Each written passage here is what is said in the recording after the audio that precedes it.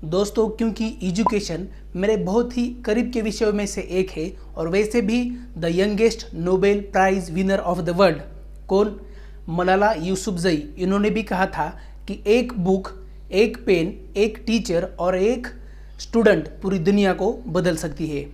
दोस्तों, मैं यहाँ पर आपको उनके बारे में बताने नहीं आया हूँ, लेकिन जाकर उनके बारे में सर्च करिएगा, ढूंढिएगा कि ऐसा उन्होंने आखिर क्या किया था कि लोगों को पूरी ज़िंदगी खपाने के बाद दुनिया का सबसे बड़ा प्राइज़ यानी कि नोबेल मिलता है, लेकिन फिर भी उनको सिर्फ 18 की उम्र में ही वो प्राइज़ मिला था। नमस्कार दोस्तों, मैं देवानंद मुंडे, देवादी नॉलेज सीकर इस चैनल के माध्यम से इंटरनेशनल रिलेशंस, पूरे देश और दुनिया की जो इम्पोर्टेंट घटनाएं हैं वो, सेल्फ इम्प्रूवमेंट और भी बहुत कुछ जो कि जानने लायक है, वो बहुत ही आसान और सरल भाषा में आपके साथ शेयर करता हूँ। उसके अपडेट्स पाने के लिए चैनल को अभी सब्सक्राइब करिएगा।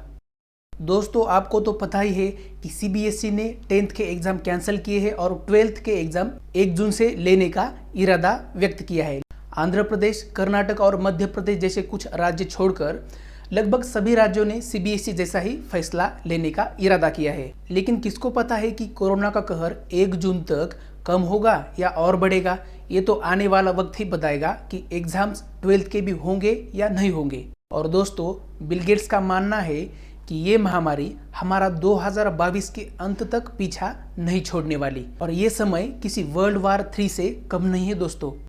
लेकिन दोस्तों, इस महामारी ने हमारे एजुकेशन सिस्टम के एक बहुत बड़ी कमजोरी की ओर इशारा किया है। हम लोग बोर्ड एग्जाम्स को बहुत ही ज़्यादा इम्पोर्टेंस देते हैं और आधुनिक शिक्षा विशेषज्ञों का यह मानना है कि पूरे साल भर के पढ़ाई और लिखाई का सिर्फ 3 घंटे में मूल्यांकन करना ये गलत काम है। और इसीलिए हमारे जो विद्यार्थी, हमारे जो स्टूडेंट्स हैं, वो सिर्फ मार्क्स के पीछे ही भागते रहते हैं। लेकिन नेतृत्व कला, नवाचार और रचनात्मक विश्लेषण पर बहुत कम लक्ष्य दिया जाता है।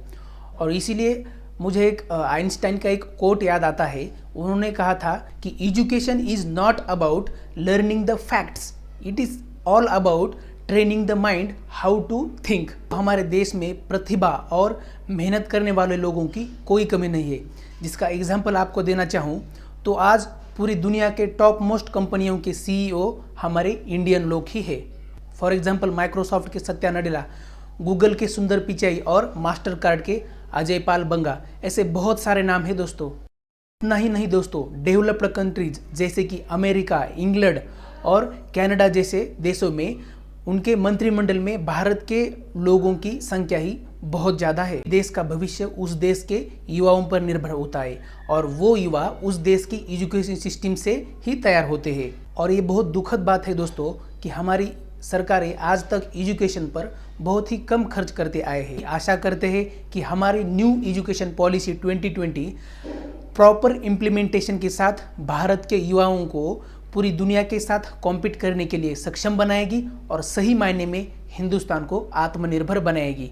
सो wish you all a good health and take care. जय हिंद।